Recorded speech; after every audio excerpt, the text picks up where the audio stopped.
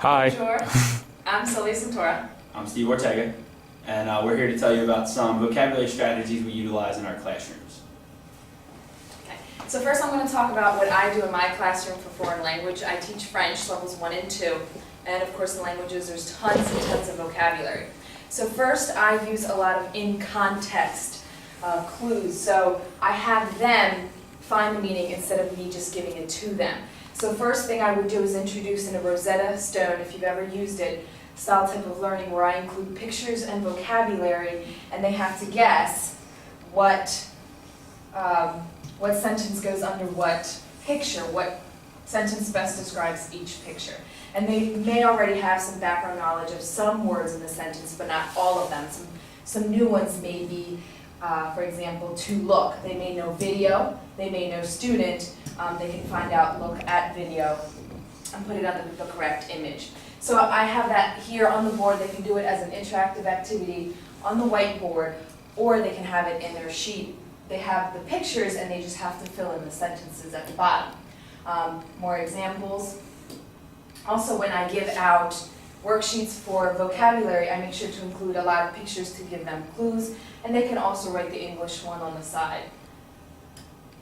I also give lists like this, when on one side I give the vocab word, on another side I'll have the English translation where they write it in after they find out what it means. For you, you can use maybe the dictionary definition or maybe the definition in their own words, but it's cool because you can fold it and maybe they can quiz each other later on the vocabulary word. Another example. Then I'll do vocab activities where I'll use it in context again. So I'll ask them questions and they have to guess what vocab word fills in the rest of the sentence. And I'll do several of them, and they can, at their seat, tell me 1, 2, or 3, or have a paper that says A, B, or C, and they all show me their responses. So everybody's participating at the same time, and I'll correct them all in class at the same time. Do I do this one? Yeah. Okay. So just to sum it all up, the biggest thing is to use context clues. Have them discover by themselves the meaning of each one. I use Rosetta Stone style learning, guessing discovery learning. Graphic organizers are really important, and Stephen's going to talk a little bit more about that, but pretty much making sure it's chunked into categories so they can learn it a little easier. Make foldable lists, what I use. Use table with definitions, maybe have them do it in their own words. Use pictures, word webs, and a lot that I use is to personalize the vocabulary. So tell a story about it. It can be a personal story, like one day I was doing this, and use the word in the story.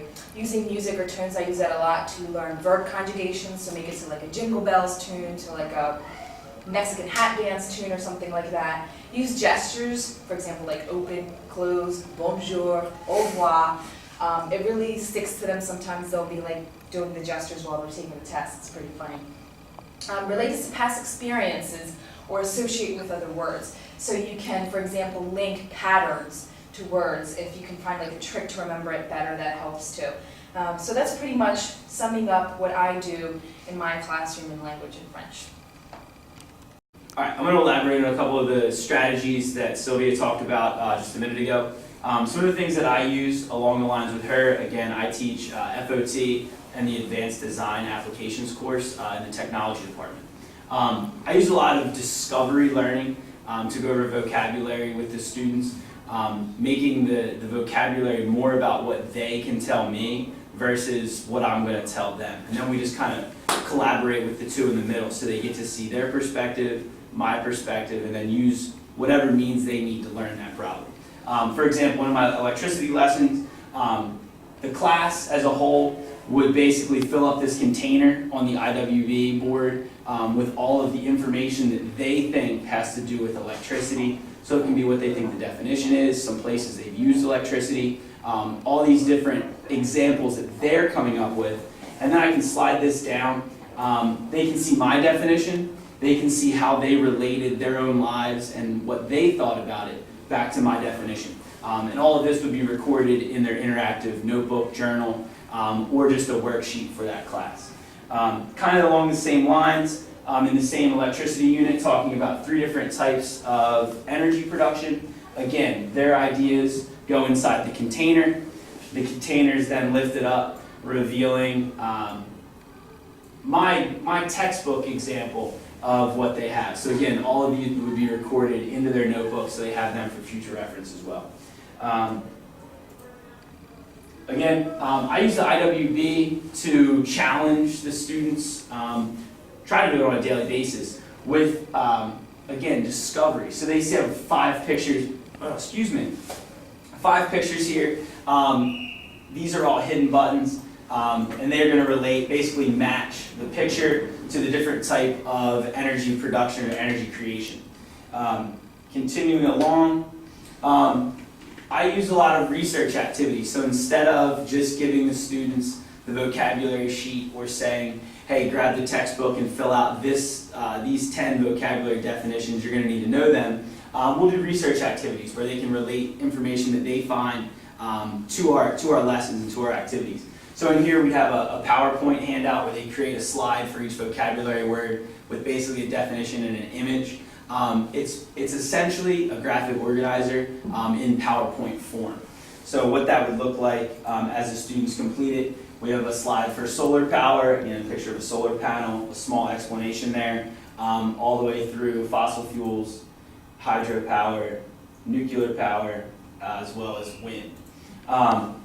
Another type that I'll use, this will typically go along with some type of reading that incorporates the vocabulary words we're trying to learn. These are called Cornell notes, where during the reading, the students take notes from what they're reading, and I'll usually give them a topic, what we're looking for out of the reading. So they write down their notes here. From the notes they write down, so this is all from the students' information, not from the article itself. They're going to write down questions that they can answer by using their notes. So essentially what I can do then is take the questions that the students come up with, the answers that they come up with, and incorporate them into further warm-ups, openings, and closures, as well as quiz or test questions can be drawn directly from what the students come up with. And some of the things they come up with for this, this would be a reading based on magnetic levitation vehicles. So some of the questions the students come up with, what are flux lines? Why do flux lines have the same polarity, repel each other? All questions regarding magnetism and the topic we're talking about. And then the last thing that I use, that Sylvia talked about a little bit, is just a graphic organizer. In any graphic organizer I usually start in 3 sections. So first, the students will fill out what they think the definition to the words are. These ones in particular are elements of art and principles of design. So they come up with what they think the definition of the word is. We pause, we go over that, a little small class discussion. They'll fill out the class definition, so I'll basically reveal the answers to them.